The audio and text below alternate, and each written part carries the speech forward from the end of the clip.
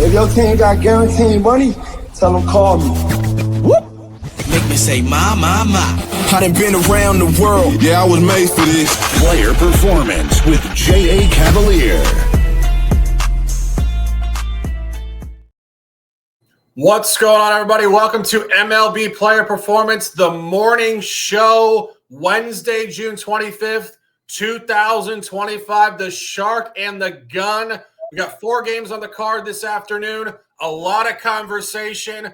Gunz picks Wednesday in June. Are you kidding me? We're here. We're now. Talk to me. How you feeling? Yeah, it's kind of like milestones have been hit, right? You got the NHL over, and of course the NBA season is now over, and now it's just going to be baseball on the full center stage before we get into talking a little bit of NFL football that's going to be coming up here soon. But I digress. We're here to talk about the matinee plays for this Wednesday as we're recording this show the night before. But we're going to give you the plays that pay the bills, and I'm ready to get into it, Shark. Absolutely. As you said, NBA just finished. Stanley Cup just finished. We're not finished. 4 games. A lot of information. MLB Player Performance starts now.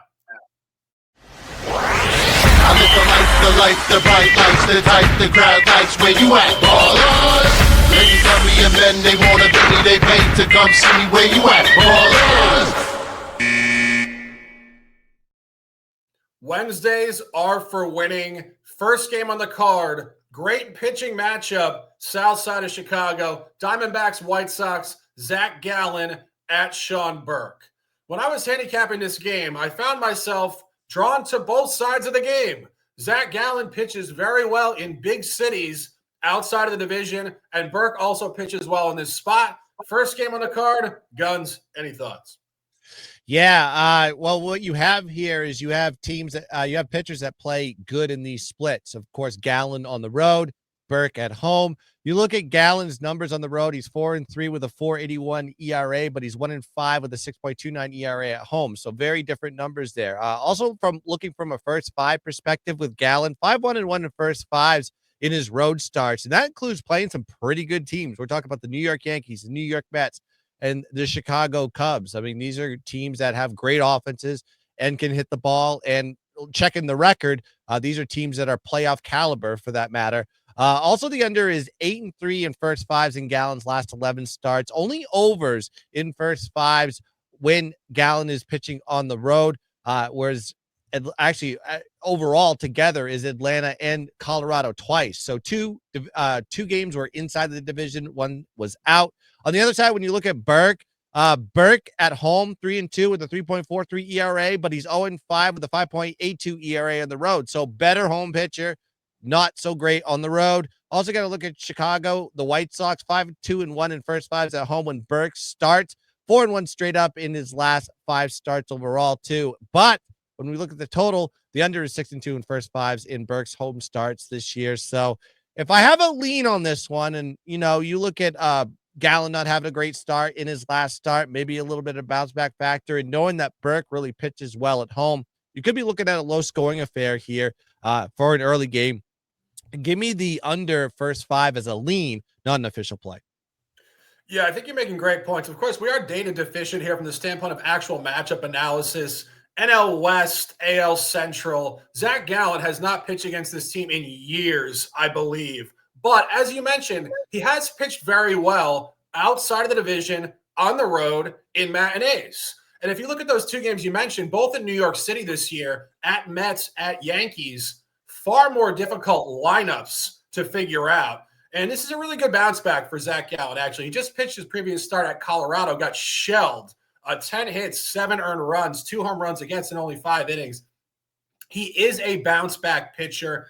If I had to lean anything in this game, I would lean towards the Diamondbacks in the first 5. Sean Burke has actually been very good at home, as you mentioned. I think he's just playing with fire to a certain degree. He did win twice against the National League at home. Once May 1st against Milwaukee, an 8-0 dominant win. More recently, an outlierish win against Miami. Finally took a loss on June 19th against St. Louis, 5-4. Same line structure. Eric Fetty laying about 135 here. I think Gallen will represent. Burke a little too hot. Free play, Arizona first 5. and we will keep it moving. Next game on the card here, only detailing 4, but we're fortunate to be here talking about this matchup, talk about the future of potentially ace quality baseball in the league going forward over a decade. Pittsburgh, Milwaukee, game 3 at 2:10. Paul Skeens, he's a legend already, and Jacob Mizarowski, not a foreign composer, a 6'9" crafty starter, third career start. This is an elite pitching matchup. This is what you want to watch and potentially bet. Guys, we were talking about it before the show. Skeens owns the Brewers. Mizarowski's probably a little too hot. Couple walks in his only home start. Got to look towards Skeens here, I think. Yeah, when you look at Mizarowski, he has that capabilities of being maybe the next Randy Johnson. I was like, we could see something, you big, tall guy, absolutely devastating, great fastball.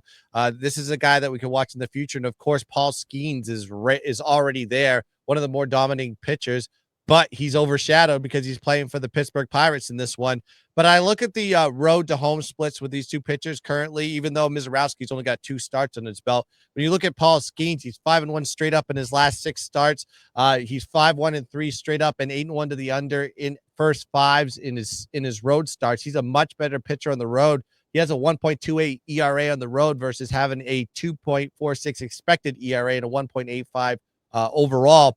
But he's only given up 5 runs in 5 inning splits in his last 9 road starts. So you can tell this is one of the more dominating pitchers in baseball. Skeens and Pitt Paul Skeens has already met the Milwaukee Brewers back on the 23rd. He was a -20 home favorite in that situation. Now you're seeing the line a little bit bigger on this one. So it gives you a high indicator that the books are even adjusting to how Skeens performs on the road. And then with Mizarowski, we don't have a big sample size. He's only got 2 starts under his belt, but he has a 1.84 expected ERA, 0.55 whip. He pitched very exceptional in his first start at home versus Cincinnati, not giving up a run in that spot. He's 2-0 in first 5s and in full games. But what I see here, knowing that when you look at Mizarowski, he's like, well, you probably didn't play anybody. I was like, look who he played against as far as the pitchers, Joe Ryan and Sonny Gray. If you look at their statistics, I think they're pretty good, and he stood up to him and won those games. So I think it's going to be a very good pitching matchup in this one, especially early. So I'm going to throw out the bullpens just because I don't want any anomalies to hit this year. But I think these two pitchers will dominate in this spot, and it's going to be very low scoring, at least in a first 5 inning window. So I like the under here, 3.5, and that's an official play. Pittsburgh, Milwaukee, under 3.5 first 5 as a play. Yeah, I wouldn't disagree. And honestly, as I said, outside of betting, this is a spot you want to tune into. If you guys are not in the Pittsburgh and the Milwaukee market, this is actually a national game on Major League Baseball TV. We're not here to promote the brand, but I'm telling you guys, put this on your TV and watch these guys. This is like watching a young Randy Johnson versus a young Pedro Martinez back in the early 90s. This is elite stuff. I'm still working on it. I will drop an official, but I do want to make one very precise remark as to why I'm certainly leaning heavily towards backing Skeens.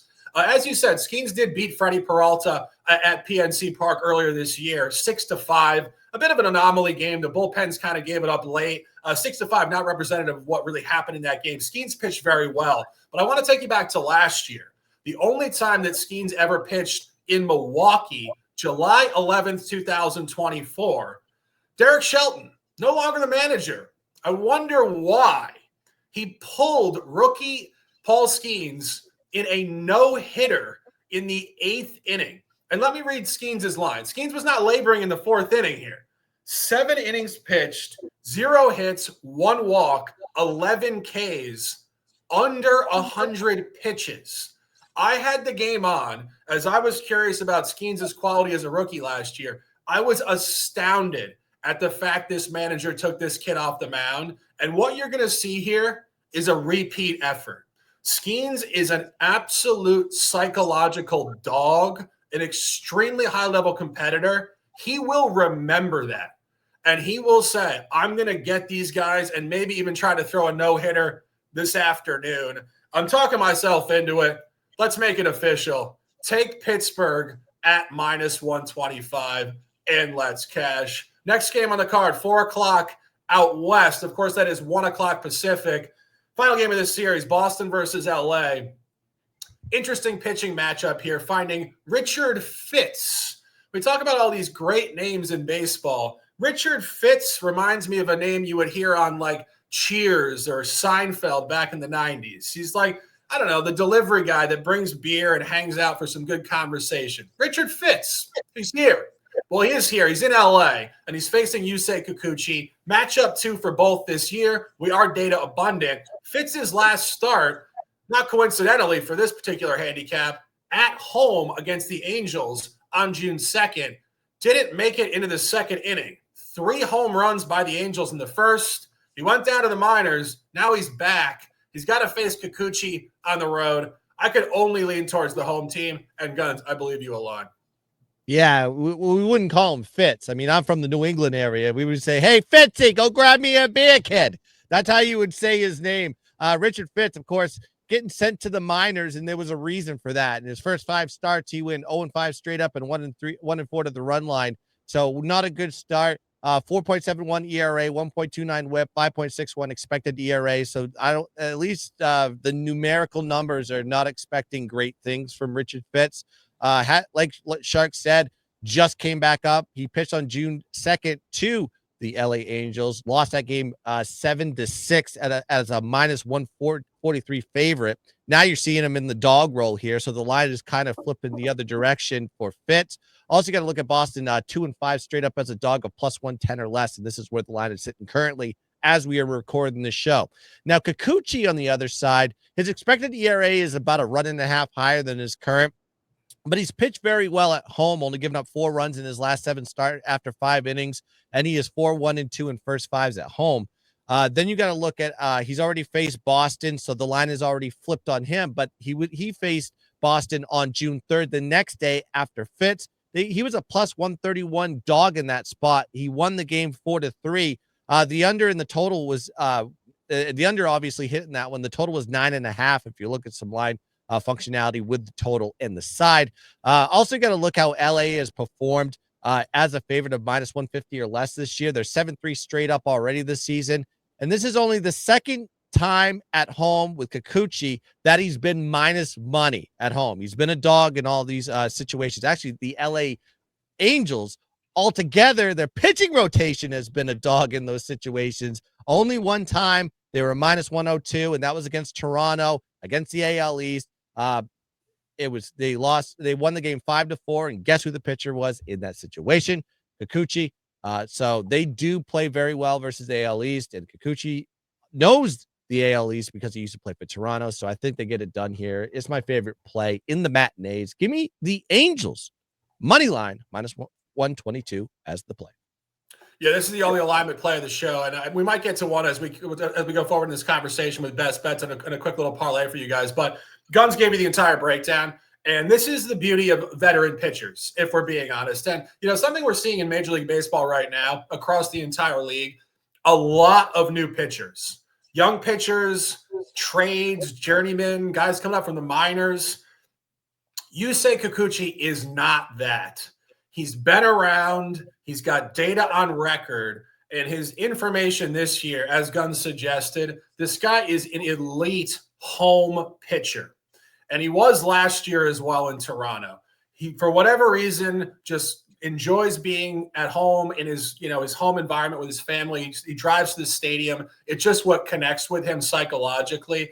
And as Gunz mentioned, he's pitched great against the American League East at home. He did take a loss against the Yankees on 5/28. It was Carlos Rodon. He pitched great. He gave up 1 earned run.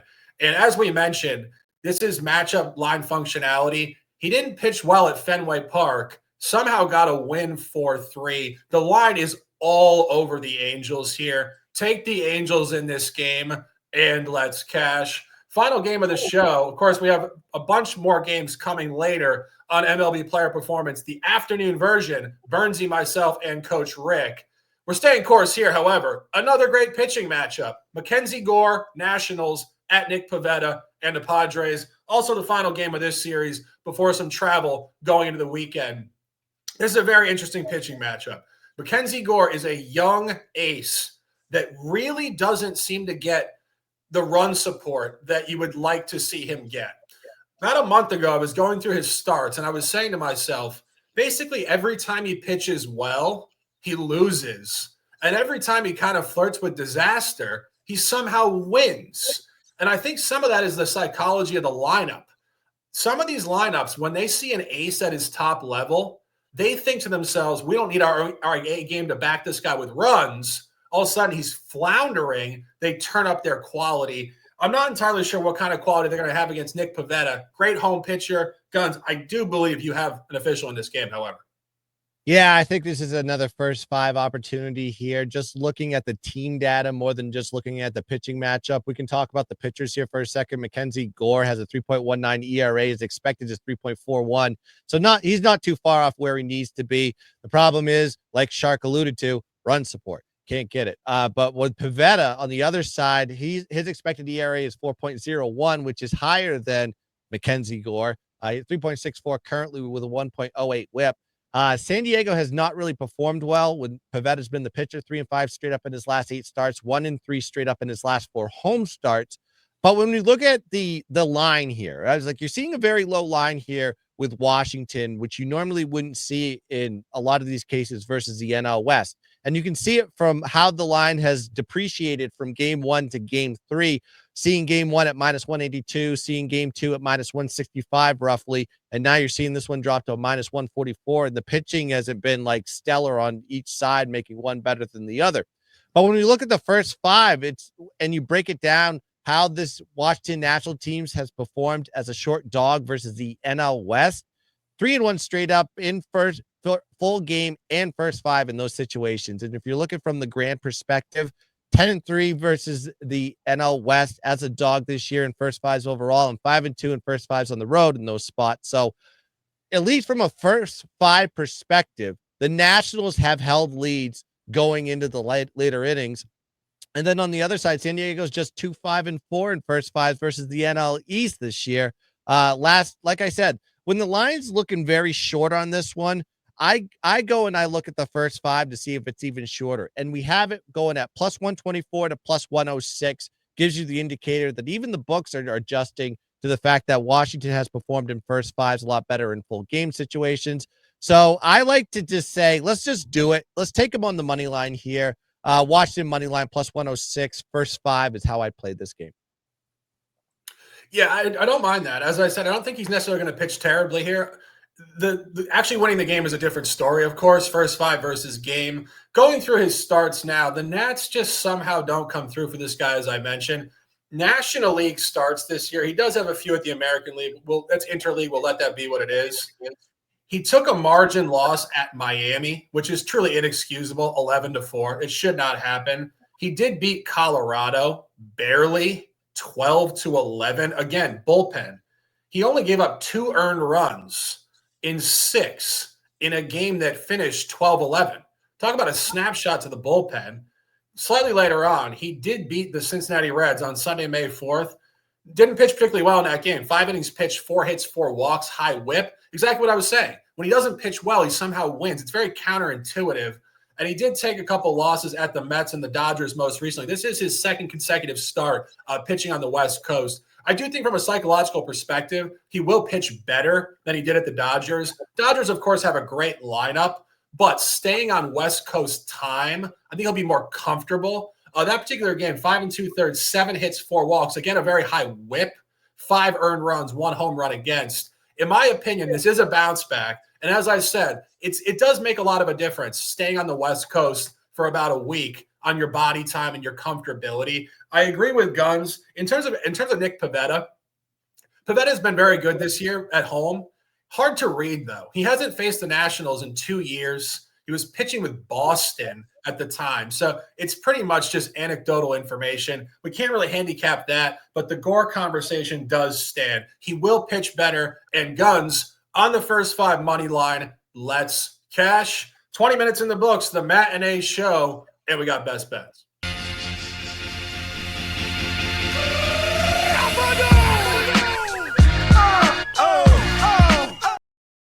Wednesdays are for winning the Shark and the Gun MLB player performance, the morning show, Gunz picks, top picks.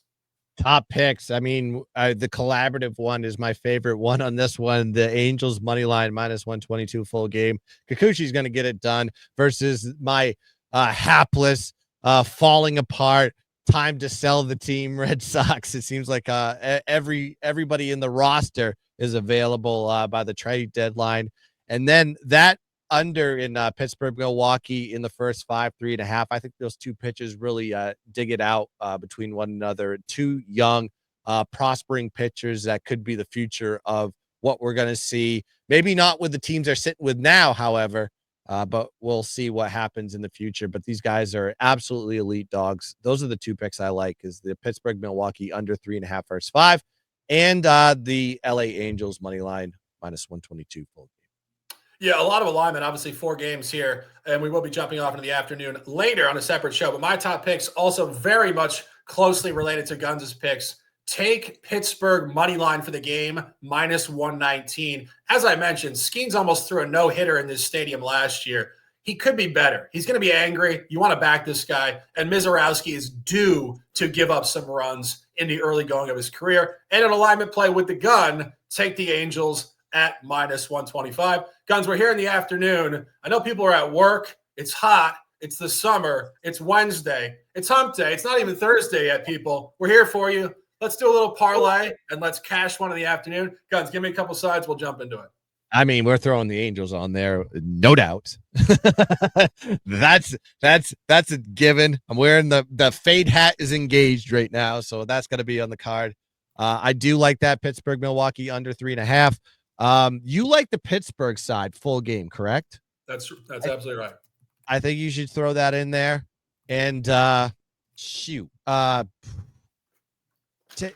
keep it, make sure that we get clean and we can hit something on this one. While I do like Washington money line in first 5, I think we can buy some insurance and get it at plus half a run for like -140. Like I said, they're 10-3 in first 5 versus the NL West this year. And that you talked about Colorado. Colorado is their kryptonite. That is the time where you need to fade the Nationals. They seem to play better when their backs against the wall and they're a dog. So I like that one too. All right, so that's 3. Obviously, we only got 4 games. Where if we had the prop master here, shout out to Luke. He's out in Phoenix. He just dropped a reel. Some hilarity from the prop master this morning. Check that out on Instagram, everybody. He would be here with a couple of sides, I'm sure. Gunz and I don't really cap props, particularly in Major League Baseball. That's a gigantic daily project. So we'll try to get at least 1 or 2 more here. We have the Angels, Pittsburgh, and Washington first 5 on the run line. That Diamondbacks White Sox game, I honestly think is just a very difficult game. As I said, I do lean towards Gallen to pitch very well early. I think we can probably get first 5. Yeah, Arizona first 5.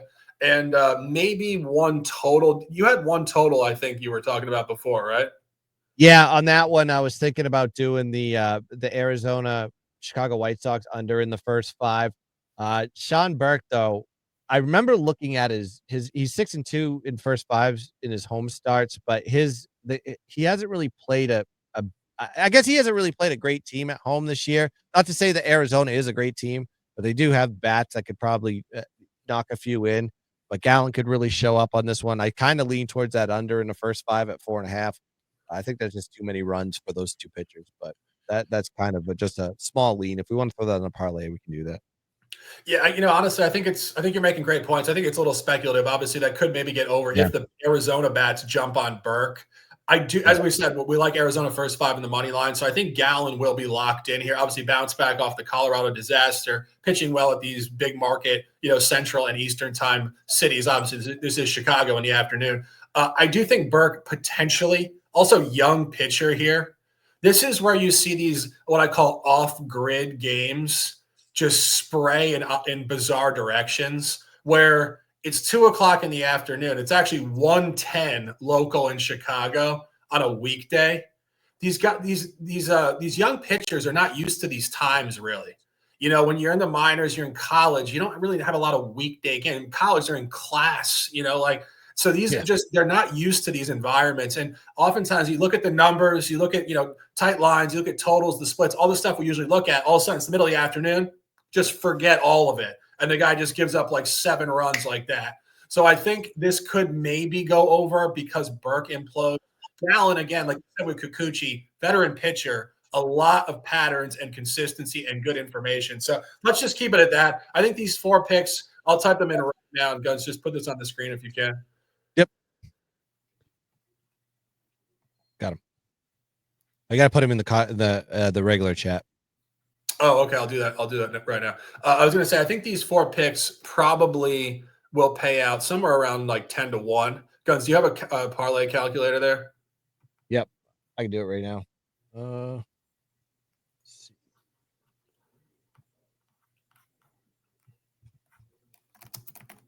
We are putting to do.